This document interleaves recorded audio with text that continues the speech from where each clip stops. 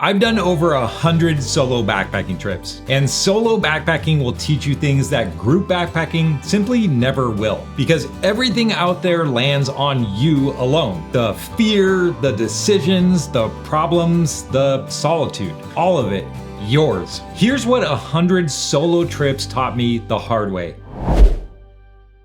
So let's start with the most obvious one, the thing that stops most people from ever trying solo backpacking in the first place. Fear. The fear of being completely alone out there, miles from anyone, with no one around if something goes wrong. Most people assume that gets easier with experience, that after enough trips, the nerves settle and you just feel comfortable out there by yourself.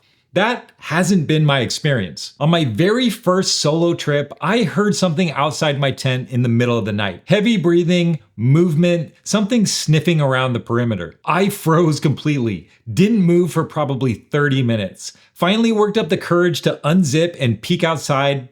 It was a squirrel. 100 trips later, I still hear something at 2 a.m. and my heart still jumps. That part doesn't change. What changes is what you do next. Early on solo trips, fear made decisions for me. I'd catastrophize immediately. Is that a bear? Is there a mountain lion out there? Backwood axe murderers lurking in the tree line? Whatever my brain served up first. What I learned over time is that one of the most useful skills in solo backpacking is interrogating your fear rather than reacting to it. Are there even bears in this area? Has a mountain lion ever actually crawled into someone's tent on a routine camping trip? If the thing you're worried about isn't even realistic for the area you're camping in, that's not fear. That's just your imagination running the show. The point is, fear is still out there after 100 trips. You just stop letting it make your decisions. And if this kind of honest, experience-based content is useful to you, I put out videos like this regularly. Subscribing is the easiest way to make sure you don't miss one.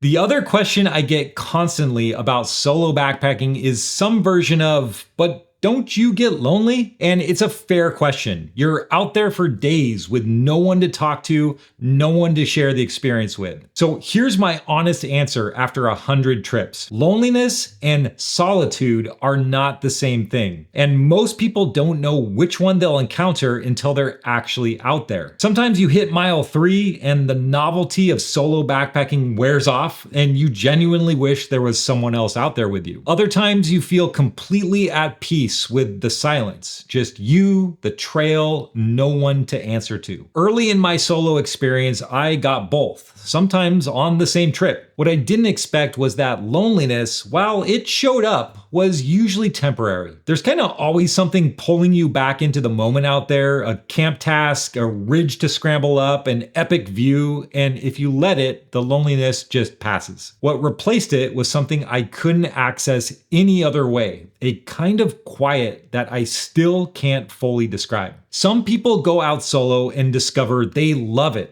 Others discover they don't. And if loneliness shows up on your first trip, don't treat it as a signal that something is wrong. Sit with it. It almost always moves through.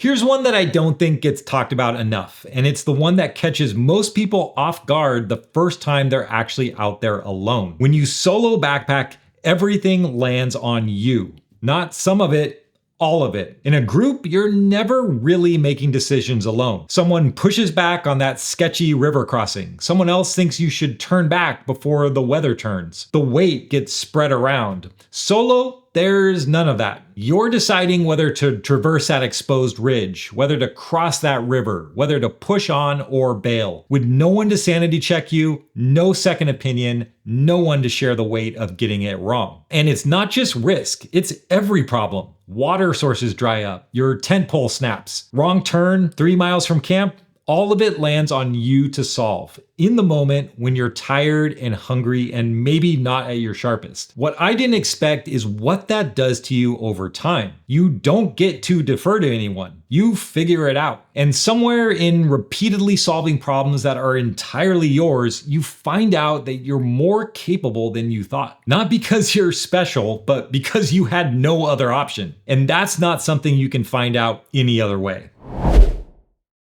One of the biggest shifts between my first solo backpacking trip and my 100th is how I approach the planning. Early on, I'd either overplan every detail or show up wildly underprepared, and usually the latter. Forgotten gear hits differently when you're alone. There's no one to borrow a lighter from, no one who packed an extra rain layer, no one to split the cooking kit with. So now I'm meticulous about what goes in my pack before I leave. And if you want a starting point for that, I have a free gear checklist linked below. I also leave room for flexibility, because one of the best things about solo backpacking is that you can do whatever you want out there. No group consensus needed, no negotiating with anyone. If something doesn't feel right, you turn around. If you find a campsite so good you don't want to leave, you stay another night. So now I always try to build in some flexibility to my route when planning a solo trip. The bigger shift after 100 trips though is just how I feel going into a trip. Early on, I was honestly just bracing myself, hoping nothing would go wrong, running through worst case scenarios before I even left the house. Now, I'm just looking forward to it. The planning feels like preparation instead of anxiety. That's probably the truest sign that something has changed.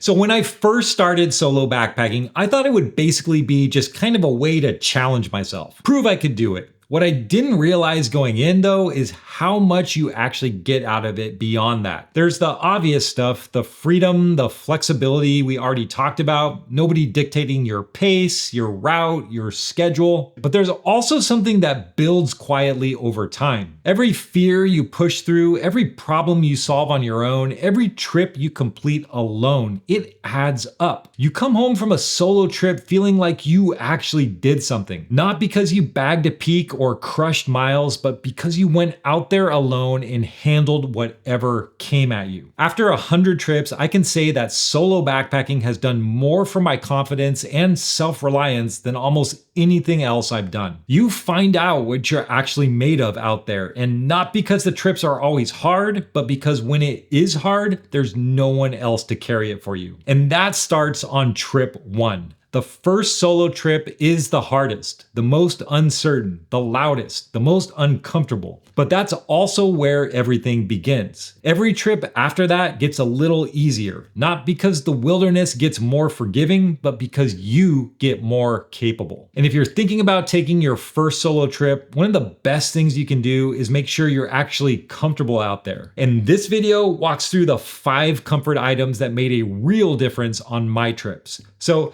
do your research, pack your gear carefully, and I'll see you on the trail.